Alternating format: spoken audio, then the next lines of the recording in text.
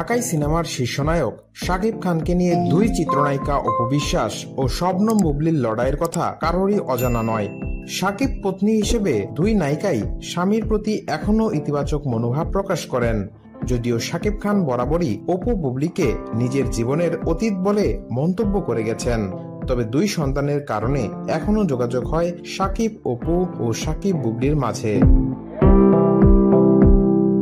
সম্প্রতি ঈদের আগে একটি বেসরকারি টেলিভিশনে সাক্ষাৎকার দিয়েছেন বুবলি, যেখানে অভিনেত্রী জানিয়েছেন শাকিব খানের সঙ্গে এখনো বিবাহ বিচ্ছেদ হয়নি তার।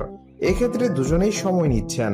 শুধু তাই নয়, ওই সাক্ষাৎকারে বুবলি আরো বলেছেন, শাকিব খানকে ছাড়া আর দ্বিতীয় কোনো পুরুষকে আমার জীবনে ভাবতে পারি না। বুবলির জীবনে রাজকুমার শাকিব।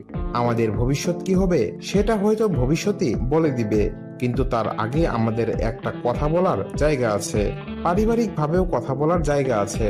কারণ সন্তানের জন্য হয়তো অনেক কিছুই মানিয়ে নিচ্ছি, তবে আমার একটা অভিমান কষ্টের জায়গা তো থাকছে। বুবলির এমন মন্তব্য নাকি ভালোভাবে নেননি শাকিব খান। দেশের একটি জাতীয় দৈনিকের প্রতিবেদনে এমন তথ্যই উঠে এসেছে। শাকিব খানের ঘনিষ্ঠজনের বরাত দিয়ে সেই প্রতিবেদনে বলা হয়েছে, বুবলির ওই সাক্ষাৎকারের পর শাকিব বলেছেন, এদের কোনো কাজ নেই, আমি তো সবকিছু আগেই পরিষ্কার করে দিয়েছি, তবুও কেন নতুন করে এসব বিষয় নিয়ে ইস্যু বানায়। এদিকে বুবলির ওই সাক্ষাৎকারের পর নাকি অভিমান করেছেন অপু বিশ্বাস। সম্প্রতি সময়ে শাকিব খান ও তার পরিবারের সঙ্গে এই নায়িকার সম্পর্ক বেশ ভালো।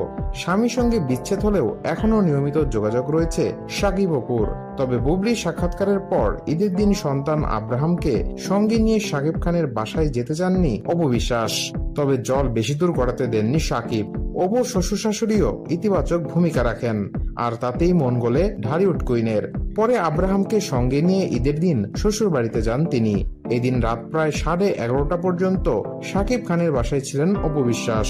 সবার সঙ্গে কাটিয়েছেন চমৎকার সময়।